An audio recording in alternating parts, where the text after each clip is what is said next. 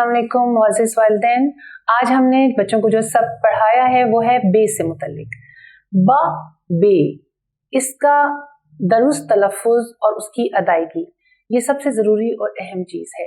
बा से शुरू होने वाले जो लफ्ज़ हैं बाज़ार, बिलाल, बस्ता, बंदर, बा बा बा बच्चों को ज़हन नशीन करवाएं ताकि बे जो है बे से बंदर ये नहीं कहना, ये दुरुस्त नहीं है। बा बे, बा बंदर, बा बस्ता, ये हमारा दुरुस्त तलफ़्फ़ुज़ और उसकी दुरुस्त अदायगी है।